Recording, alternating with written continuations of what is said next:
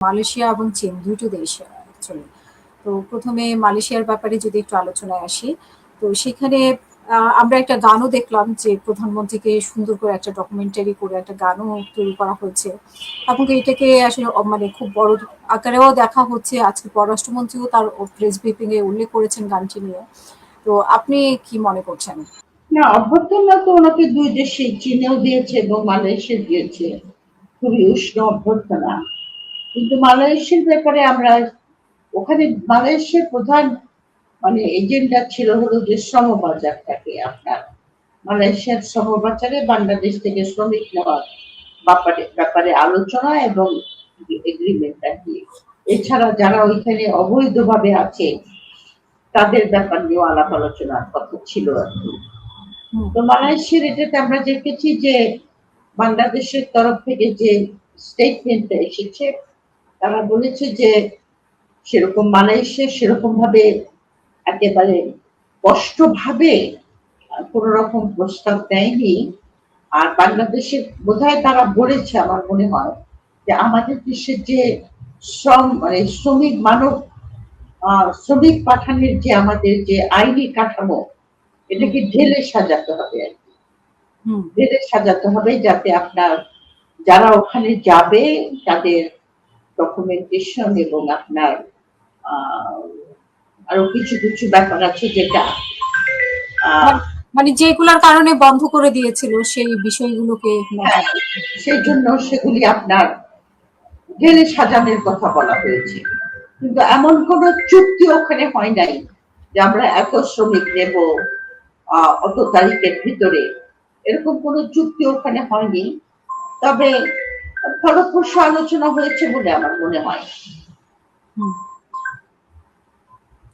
চীনের ব্যাপারে যেটা আজকে বললেন পররাষ্ট্রমন্ত্রী ডক্টর খলিলুর রহমান, যে চীনের সাথে আমাদের অন্যরকম একটা সম্পর্ক সম্পর্ক হয়ে গেছে এবং যে চুক্তিগুলো হয়েছে দুই তিনটি চুক্তির কথা তিনি বলেছেন, সমঝোতার কথা বলেছেন। যদি আমরা পত্রিকায় দেখেছিলাম যে 13টা সমঝোতা, তারপরে 3টা চুক্তি এরকম, বাট উনি যে ওনার যে এটা আজকে ব্রিফিং এ বলেছেন 8টি সমঝোতা, 3টি চুক্তি এবং অন্যান্য বিষয়ে আলোচনা আর কি। তো এইগুলোর বিষয়ে আপনার কাছে একটু শুনতে চাই যে আপনি কি মনে করেন, বিশেষ করে তিস্তা প্রকল্পের সহযোগিতার ব্যাপারে। আমারও বলবো আমি যে ওখানে ওনাকে অভ্যর্থনা অনেক উষ্ণ হয়েছে, সে বিষয়ে কোনো সন্দেহ নাই। শি জিনপিং প্রায় 50 মিনিটের একটা ভাষণ দিয়েছেন, যে ভাষণে উনি বাংলাদেশের সঙ্গে অতীতের বন্ধুত্ব, বর্তমানে নেতার সন্তান, মানে উনি আশা করছেন যে আমাদের সঙ্গে চীনে যেরকম জিয়াউর রহমান তো প্রথমেই চীনের সঙ্গে স্বীকৃতি দিয়েছিল। সুতরাং ওনার ভাষণটা খুবই সুন্দর। তবে মোস্টলি আমার মনে হচ্ছে রেটরিক, মানে প্রশংসামূলক কথা, কিন্তু সাবস্টান্সের ব্যাপারে তেমন কিছু বলেন নাই। তো চীনের সঙ্গে 3টা চুক্তি হয়েছে বলছেন খলিলুর রহমান সাহেব। আমি আজকের কাগজে দেখেছি 2টা চুক্তি। একটা চুক্তি হলো যে কাঁঠাল রপ্তানি করবে, বাকি চুক্তিটা কিন্তু আমি অনেক ইন্টারনেট ঘেটেও দেখতে পেলাম না। বরঞ্চ এটা বলা হলো আমাকে যে এটা যখন প্রেস ব্রিফিং এ বলবেন ওনারা, তখন ফরেন মিনিস্ট্রির ওয়েবসাইটে গিয়ে আমরা দেখতে পাবো যে কি চুক্তি। আপনার কাছে কি কোনো আছে, ধারণা আছে? আমিও খুঁজে দেখেছি, আমি আসলে গতকালকে থেকেই খুঁজছিলাম, তো আজকে প্রেস ব্রিফিং এর পরেও আমি অনেক নিউজ পেপারে খুঁজেছি চুক্তিগুলোর ব্যাপারে। 3টা চুক্তি স্বাক্ষরিত হয়েছে, কিন্তু সেই ব্যাপারে আসলে কোনো ডিটেলস আমি পাইনি। আপনি তো একটা পেয়েছেন, আমি সেটাও পাইনি। না, আমি একটা পেয়েছি যে কাঁঠাল রপ্তানি করবে আর কি। কাঁঠাল মানে আমার মনে হয় কাঁচা কাঁঠাল আর কি, হুম। কারণ ওরা কাঁঠাল দিয়ে মিট তৈরি করে। এনিওয়ে, এটা কিছু একটা ইম্পর্টেন্ট কিছু না। আমার মনে হয় যে আমাদের রপ্তানি আইটেম এমন হওয়া উচিত যেটা আমরা প্রডিউস করি, কিন্তু আমরা পপুলেশন যেটা কনজিউম করি, যে কাঁঠাল তো আমাদের জাতীয় ফল, এবং বলতে গেলে এটা গরিবরাই বেশি আপনার এটা খায়। এবং একটা কাঁঠাল কিনলে পরে 2 জন 3 জন এটাকে ভাগ করে খায়।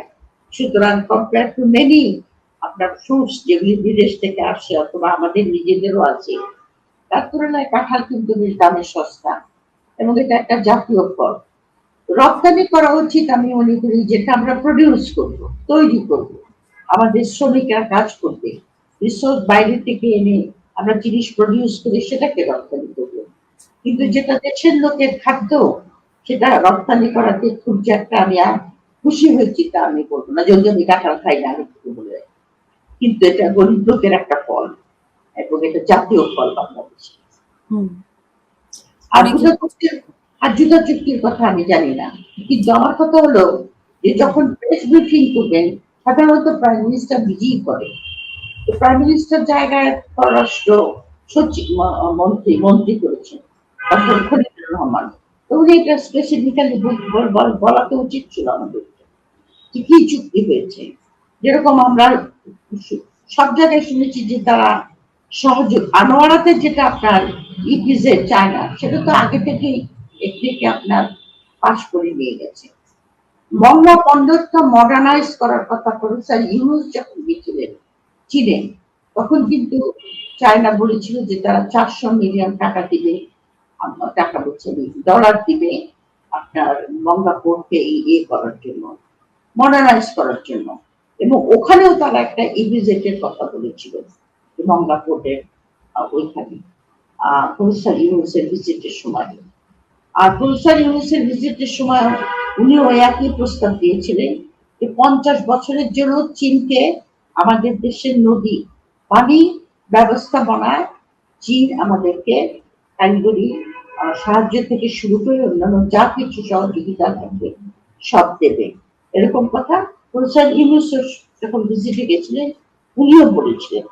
সুতরাং নদীর ব্যবস্থা বাড়ার, পানির ব্যবস্থা বাড়ার যে কথাটা উঠে এসেছে, সেটাও কিন্তু চুক্তি না, সেটাও কিন্তু এমওইউ, মেমোরান্ডাম অফ আন্ডারস্ট্যান্ডিং।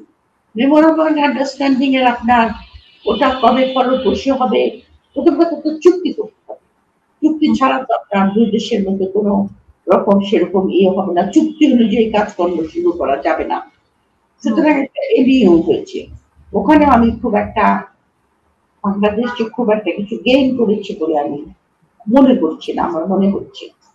আর আপনার যেটা আপনার ইয়ের কথা দিন থেকে বাংলাদেশে তিস্তা তিস্তা পারে, হ্যাঁ। তিস্তার কথা তো আমার কিছু কলিগ আছে, ফরমার কলিগ, তারা তো একেবারে হতাশ যে আপনার তিস্তার কোনো চুক্তি হলো না। এটা আমিও হতাশ, কারণ চীনকে যে এটা একটা হাসিনার আমল থেকে কিন্তু এই কথা হচ্ছে যে চীনকে তিস্তাটাকে আপনার ম্যানেজ করা আর কি, তিস্তা নদীকে প্রকল্প, যে শুধু বাঁধ তৈরি করবে তা তো না, ওখানে একটা প্রকল্প দিচ্ছি তিস্তা নদীটার পানিটাকে অনেক কিছু টেকনিক্যালিটি আছে, ওটাকে আমরা স্টোরেজ করবে, সেটা থেকে ক্যানাল করে নিয়ে যাবে ইত্যাদি ইত্যাদি, বিশাল ব্যাপার। তো সেটা আমার যতদূর আমি কাগজে পড়েছি হাসিনার আমলে, যে চীন ওটার ফিজিবিলিটি স্টাডিটা কিন্তু করে ফেলেছিল। এবং ওই সময়কার যিনি অ্যাম্বাসেডর ছিলেন চীনের বাংলাদেশে, তিনি ওখানে গেছিলেন ফিজিবিলিটি স্টাডি করার পরপরই কিংবা সেই সময়। ফিজিবিলিটি স্টাডি যদি হয়ে থাকে, এবং চীন তো হাসিনার আমল থেকে বলেছে যে আমরা আগ্রহী ওটা করতে, কিন্তু আমার মনে হয় হাসিনা ওটা করতে পারে নাই ভারতের পেশায়। এবং এবারও আমার মনে হয় যে একই কারণে আপনার চুক্তিটা স্বাক্ষর হয় না, এটা খালি সহযোগিতার মধ্যে রয়ে গেছে। সহযোগিতা হলো একটা, কি বলবো আপনাকে, যে হ্যাঁ আমি আপনাকে সাহায্য করবো, সেটা আমি করতেও পারি, ওভার দি ইয়ার্স নাও করতে পারি। সুতরাং তিস্তাটা কিন্তু ঝুলেই আছে, এবং এটা মেইনলি হয়েছে আপনার ভারতের কনসার্ন, ভারতের যে উদ্বেগ তিস্তাকে নিয়ে, যে ওইখানে বারাজে যদি চাইনিজরা আপনার উপস্থিতি হয়, খুব তাদের চিকেন নেকের কাছ থেকে অনেক কাছের, আপনার এটা বোধহয় কত কিলোমিটার জানি, খুব সামান্য। সুতরাং ভারত এটা নিয়ে উদ্বেগ, এবং ভারতের ওখানে মিলিটারি প্রেজেন্স আছে কিন্তু অ্যাক্রস দ্য বর্ডার। সুতরাং আমার মনে হয়, এছাড়া আপনার যদিও আমরা মনে করি যে আমেরিকার যে ভারতের মধ্যে তেমন কোনো বন্ধুত্ব নাই, এটা হতে পারে দুইটা পার্সোনালিটি, মোদি এবং ট্রাম্প, এদের মধ্যে আপনার ইসরায়েলি নানা রকম কমপ্লেক্সিটির জন্য মনে হয় দুটা দেশ হয়তো দূরে সরে গেছে। কিন্তু আসলে চীন এবং ইন্ডিয়া এবং আমেরিকা তারা স্ট্র্যাটেজিক পার্টনার। তারা চারটা চুক্তি সাইন করেছে, ডিফেন্স চুক্তি। আপনার জন্য তারা ওদের আপনার মিলিটারি অ্যালায়েন্স না, বাট স্ট্র্যাটেজিক পার্টনার। সুতরাং আমেরিকা যে সম্পূর্ণভাবে ইন্ডিয়াকে ব্যাক করা ছেড়ে দিয়েছে, এটা ঠিক নয়, এটা আমার মনে হয় না ঠিক। আমেরিকানদেরও বোধহয় এখানে কিছুটা আপত্তি ছিল, মানে ইন্ডিয়ার পক্ষ হয়ে যে বিস্তারে যেন আমরা চীনের কাছে এটা আমরা না দেই, এটা আমার আমার আমার ধারণা। এবং সেই কারণেই বোধহয় এই চুক্তিটা হয়নি, যেটা বাংলাদেশের আপামর জনসাধারণকে অত্যন্ত হতাশ করেছে। আমাকে আমার কথা বলেছিল দেখে নেবার চেষ্টা চুক্তি হবে। আমার তুমি কাগজের উপর কলম দিয়ে ডেট দিয়ে লিখে রাখো, হবে না, কারণ এটা ইন্ডিয়া হতে দেবে না। আর ওটা আপনার মানে এখানে একটা রিলেশনের ব্যালেন্স করলো, মানে পররাষ্ট্রনীতির যে নতুন সমীকরণ বা সেটার একটা ব্যালেন্স রাখলো, যে ইন্ডিয়া যুক্তরাষ্ট্র চীনের মধ্যে একটা ব্যালেন্স করা যে বিষয়টা, এই জন্য এটার ব্যাপারে কোনো চুক্তি হয়নি, সেরকমই কি? ব্যালেন্স ব্যালেন্স আপনার কিভাবে হলো? আপনি তো চীনকে কিছু দিতে পারছেন না। একটা দেশের মধ্যে যখন গিভ অ্যান্ড টেক হয়, তাহলে যখন আপনার ইনফ্রাস্ট্রাকচার, আপনাদের ইনভেস্টমেন্ট, ট্রেড, এগুলিতে হয়তো চীন এগিয়ে আসবে, কিন্তু একটা ফুটপ্রিন্ট তো তারা সাউথ এশিয়াতে রাখতে চাচ্ছে চীন। এবং এটাই ইন্ডিয়ার মেইন কনসার্ন, যে বাংলাদেশ ক্রমাগত চীনের দিকে হয়তো এগিয়ে যাচ্ছে, যার ফলে চীনের ফুটপ্রিন্টটা, তারপর মানে পদচিহ্নটা সাউথ এশিয়াতে আরো নিবিড় হয়ে আসবে। যে জন্য ভারত কনসার্ন আছে যে আমরা যেন চীনের সঙ্গে সেই জাতীয় কোন রকম একটা ডিলিংসে যাই না। তবে আমার কথা হলো যে দ্বিতীয় মহাযুদ্ধের পরের যে বিশ্ব ব্যবস্থা, সেই বিশ্ব ব্যবস্থা তো এখন পরিবর্তনের পথে। এখন বহু দেশই আপনার not military alliance, not defence alliance, but economic cooperation, trade, investment, কানেক্টিভিটির জন্য দুইটা অ্যাডভার্সারিয়াল কান্ট্রির সঙ্গে সম্পর্ক রাখে। যেমন আপনার ভিয়েতনাম, ভিয়েতনামের সঙ্গে কিন্তু আমেরিকার সিকিউরিটি অ্যালায়েন্স আছে, কিন্তু আবার চাইনিজরা ওখানে প্রচুর ইনভেস্ট করে। এবং থ্যাংকস টু চাইনিজ ইনভেস্টমেন্ট, আপনার ভিয়েতনাম এখন গ্লোবাল সাপ্লাই চেনের সঙ্গে যুক্ত হয়ে গেছে। তারা আপনার গ্লোবাল সাপ্লাই চেনের যারা তাদের ট্রেডকে ডাইভার্সিফাই করে বিভিন্ন দেশে তাদের প্রোডাক্ট পাঠিয়ে দিচ্ছে। আমাদের জন্য অসুবিধাটা কোথায়? আমরা ইন্ডিয়ার কনসার্নকে নিশ্চয়ই আপনার মতামতকে দিব, কিন্তু আমরা যদি ইন্ডিয়াকে অথবা আমেরিকা, ইন্ডিয়াকে মেইনলি যদি আমরা বুঝাতে পারি যে এটা কোনো মিলিটারি কোনো অ্যালায়েন্স বা সিকিউরিটির ওরকম কোনো ব্যাপার না, এটা পিওরলি আমাদের একটা পানির জন্য আমাদের উত্তরবঙ্গটা আপনার মরুভূমির মতো হয়ে যাচ্ছে, সেই পার্সপেক্টিভে আমরা এটা চীনকে দিতে চাই। এটা হলো আপনার কনসার্নটাকে অ্যাড্রেস করা প্রয়োজন আর কি। এটা ভালো করে অ্যাড্রেস না করে আপনি এটা ফিজিবল হবে বলে অথবা সম্ভব হবে বলে আমার ধারণা এটা সেরকম ভাবে হতে পারে।